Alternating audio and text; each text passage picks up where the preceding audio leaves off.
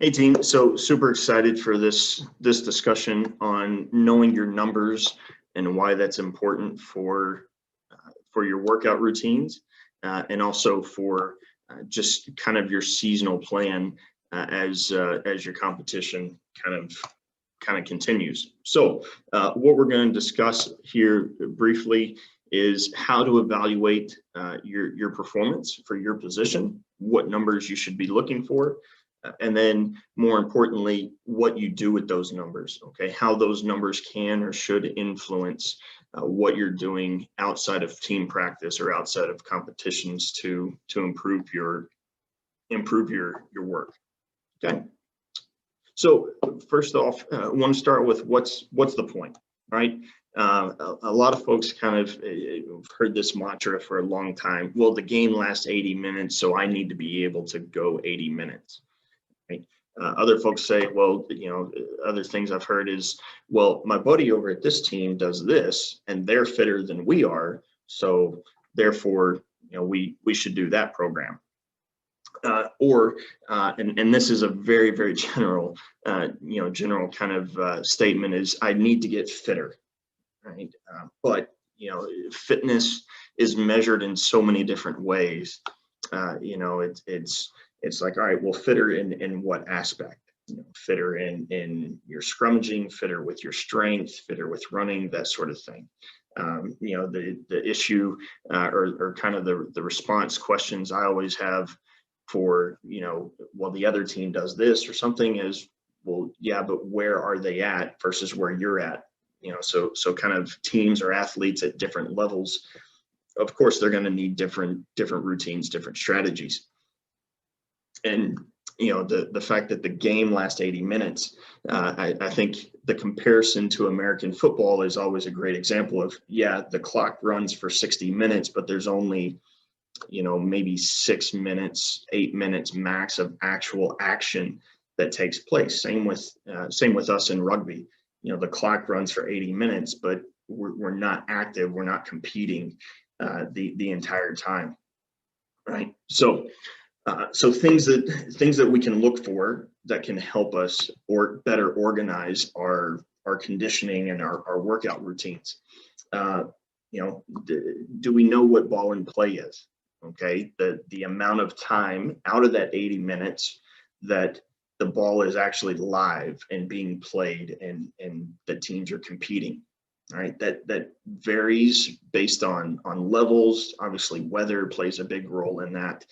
Skill levels, even referee styles will influence ball in play. Some referees play longer advantages, others, shorter advantages, or things like that can impact ball in play. But for the most part, we can figure out kind of what is an average for our level of competition. All right, how we work within that 80 minutes. So, I think it's probably safe to say that somewhere around 28 to 34 minutes is a good average for competitions at most levels. Obviously, youth or high school might be a bit different because their halves are shorter. But let's just say if we use 33 as a good measurement, how are you working within that 33 minutes? Right, it's not all at the same speed and just kind of continuous running. It's stop, start, maybe bigger breaks or longer runs for kick chase or those types of things. Referees especially, it's been interesting to look at GPS data on referees to see that, referees do a lot of stopping and turning and lateral movement and those types of things.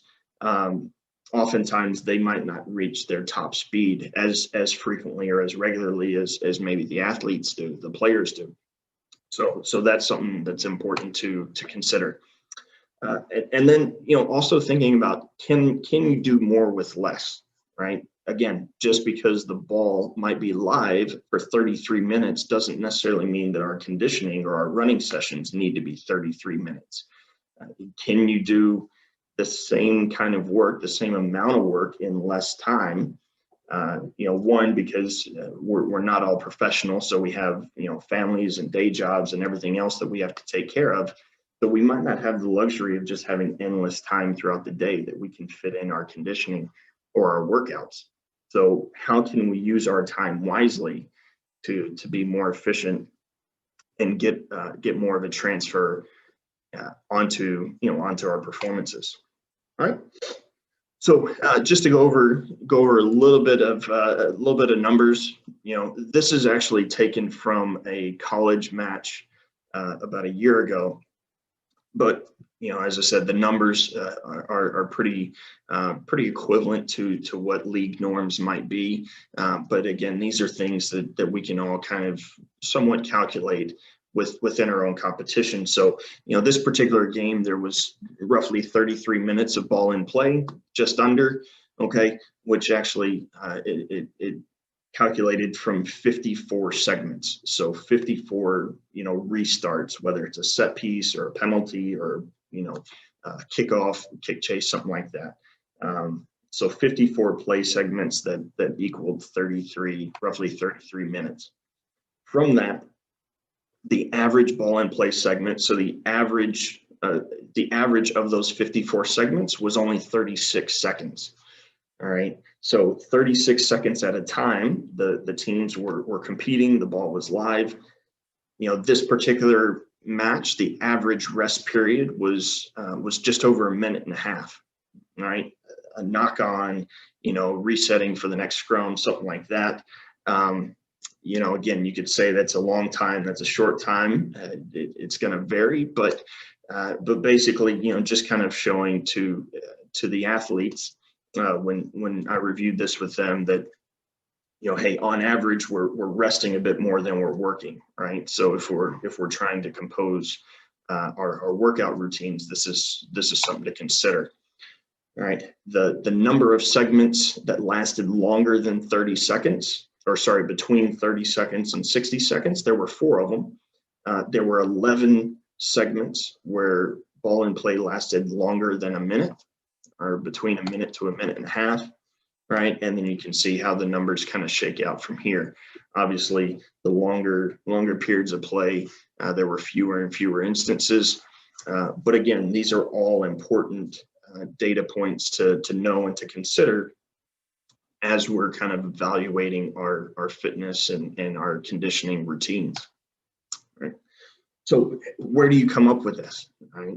Obviously, professional and top level teams have high-end video analysis that kind of pulls this stuff just at the snap of a finger. But how can somebody else come up with this? Well, the simple one is have video, and I know from a coach's perspective, even from a player's in some cases, that cutting out the dead periods, it significantly reduces the amount of time to watch. But if you're just trying to get a base level of information, having uncut footage, so literally just let it play all the way through unstopped, it is a way that you can kind of you can research or evaluate what is the average ball in play, or what's the average break period, that type of thing. All right, it's very, very difficult to track these kinds of things in real time. So having that video to kind of go back and do it, do it away from the game, uninterrupted, is a good opportunity to do that. Right. For some folks, I've heard of some folks having stopwatches, right? Whether it's maybe a reserve player or a friend or something like that, just standing on the sideline with a stopwatch, or maybe while you're watching the game on video with a stopwatch, and you just start and stop it every time play goes live. That's a quick and easy way to get kind of your ball in play statistics. All right, or GPS. Okay, now understand GPS does come with a little bit more financial investment, some more than others, and there are some very affordable options out there, for individuals who are interested in this stuff. Maybe it's something that you split the cost with another teammate, or maybe 2 teammates, something like that. But some of these you can get in and at a very reasonable cost, somewhere around $200 or $250 for a single unit. So, but again, those are things that can help kind of give you that information that you're looking for. All right, so by the numbers, right, once we have that down, then if we're talking about running and conditioning, we want to look at the number of sprint efforts, that we actually have. And I know a lot of folks would say, well, outside players, wings and backs and whatnot are going to have more sprint efforts than others. But again, it really depends on the style of play, the level of the competition. You might be surprised at the number of sprint efforts that you actually see out of outside backs, simply because the distance, it might not be an open game with a lot of longer breakaways or something like that. But that's always important to know, because if you're doing a sprint workout, right, you want to know kind of the volume that you want to prepare for.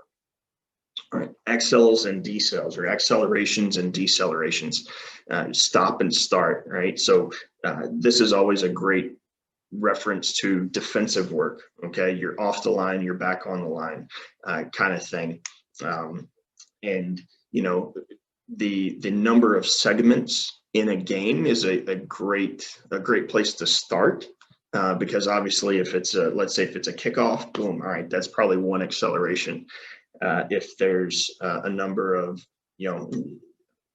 let's say if you have like roughly 70 to 80 tackles in a game, well, each of those tackles is going to be a stop and a restart, relaunching off of the line. So those are some ways that you can start to calculate those. Now, some of these, like high-speed meters, for example, would definitely kind of require the access to a GPS or something like that to get more accurate information, but you can still kind of get a rough estimate on this. So high-speed meters and top speed. Again, this is kind of referring back to previously whenever a lot of folks say, well, the game lasts this long, and I'm just going to go on a slow continuous jog for that amount of time. Right, the game isn't played that way. So understanding kind of how much time or how much distance we cover at higher speeds or at top speed is very important whenever we're starting to look at our conditioning programs. I want to say for at the top level, high speed meters. A team or an athlete is probably going to target anywhere from 15 to 20% of their total distance. So, for example, if a player, averages about 5,000 meters in a game, right, you might be looking at roughly 500 to 1,000 of those meters being at high speed. Now, sounds like a lot of numbers, a lot of math, but why is that important? All right, it goes back to our sprinting earlier, that I need to understand at what levels and at what time or what distance I'm at each of those levels, so I can train more efficiently for that. So if I know from a coaching perspective, if I know an athlete is covering 1,000 high speed meters in a game, well, that's where I'm going to try and train them at. If he or she does a session to where let's say they cover 2,000 meters at high speed, well, now they're doing twice as much as they would in a game. So now that's going to throw off recovery, and preparation or readiness for whether it's the next training or the next match or those types of things. So all the more reason why knowing your numbers is so important. So you're not overtraining, and you're making sure that you're optimally prepared for that next outing and that next performance. All right, so what would that look like? We have the numbers, we know what it looks like. Where do we go from here? Well, like we said, whenever someone says, I need to get fitter, we're always going to look at in what way. Do you need to get fitter, faster off of the line? Do you need to get faster at top speed? Do you need to get, fitter just with stamina, right? That sort of thing. So what we do with that is we might divide it up over the course of the week and touch on different points of our running and our conditioning. So, we might take one day and dedicate that to our max speed, right? Fewer reps, higher speed, higher volume, not necessarily higher volume, but the emphasis is on performing at that top speed, right? When someone says, I want to get faster, boom, we dedicate one day to that. Then the next day might be more shorter distances, right? We might do more repetitions at shorter distances. So we're getting that acceleration, that fire off of the line, right? And then we might dedicate one day to intensity, repeat efforts, shuttle runs, those types of things. Maybe it's sprint efforts, but with shorter recovery time. All right, so we actually get a little bit of an aerobic kind of stimulus in there as well, because our heart rate is going to stay elevated, right? We're not giving it as much time to drop off. And then we might dedicate one day a week just to recovery, just to aerobic training. Hey, go for a slow jog, right? Go for a nice, smooth, steady pace spin or bike ride, something like that.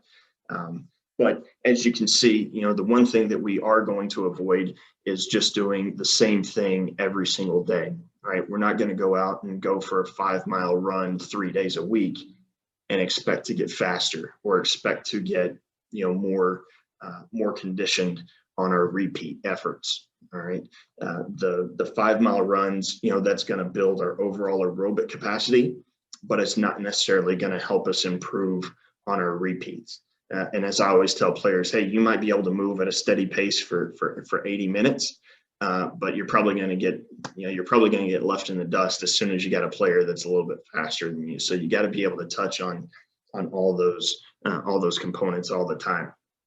Now, keep in mind that because we're not professionals, because we don't have endless amounts of time, that we might not have 4 days a week to dedicate to this, or might be scratching our heads a little bit saying, all right, well, where does our recovery fit in? Where does our strength work fit in and whatnot? And that's where the volume within these routines plays a big role in balancing with the other work that we're doing. So, for a number of athletes, it might be, hey, that 10 extra minutes that you have at the start of practice, just get, 3 sprints or 4 sprints or something like that. So you're touching on it, right? It's not a lot of volume. It's not going to wear you out to where you can't practice or perform during that training session. But again, you're just kind of touching on that feature, right? That training component before you get into your volume work with your team training or something like that. So that's kind of a short rundown of knowing our numbers, why it's important, and even beyond that, what we can do with it, and how that can make an impact on our overall training routine. So again, if you have any questions, right, as always, feel free to reach out to me on any of the platforms. Facebook, Instagram, email is always great. Be sure to check out the YouTube channel, and actually even recently started up on TikTok, believe it or not. We've got some daily tips, 60 seconds